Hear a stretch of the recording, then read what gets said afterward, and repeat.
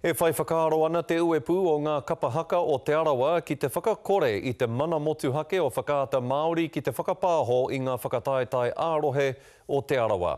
I rotorua ngā māngai o whakaata Māori i te rānei e whakapāha atu ana ki a te arawa mō tā rātou maki taunu i te tīrehetanga o te mātanga hakara o Raimona Pini i roto i te hōtaka 50 Haka Moments.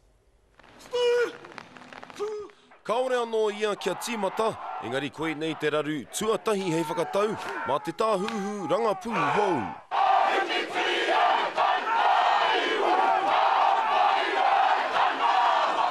I tatu mai ngā mana nui o te teihana ki te whakapāha ki a Raimona Pini, ki tōna whānau iwi hoki, o ngā kupu me e nei whakāhua taunu i aia, i hinga i te matatini ka hori, i puta i te hōtaka 50 Haka Moments i tērā praere. The humiliation that Raimona went through when it occurred at Matatini was enough, but when it resurfaced and the way it was presented on the show, was absolutely distasteful, disgusting and painful for us to watch. He pūke ngā kapahaka a Peni i tohia ki te tohia tū, nā whai anō te tū o ngā pihi ki tēnei take.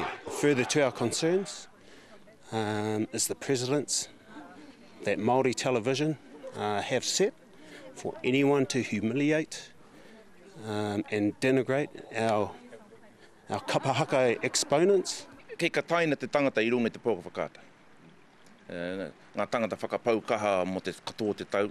E nei whakaaro katoa ka kawe atu ki te hui a te komiti kapahaka o te arawa ki a whakaata Māori a te pōnei, ki te whakatau, ki te panoni, ki te whakakorera nei te kirimana pāpāho iwa te kau mano tāra te wāriu. Ko ia te kirimana e noho motuhake ai te whakapāho i te whakataetai ārohe ki a whakaata Māori. E he ana ngā kai whakahae o tēnā kapa o tēnā kapa ki te whakaarake ngā wangawanga mō ngā kirimana. Karu te mōhio meheme ka whakatau, engari ka puta upa kōra hei te pōne. Nā reira tai hoa ke nei tātou ka mōhio, me nā rā nei ka whakapāho tia e whakaata Māori, ngā kapa o te arawa, kaore rā nei. Kere am right, te karere.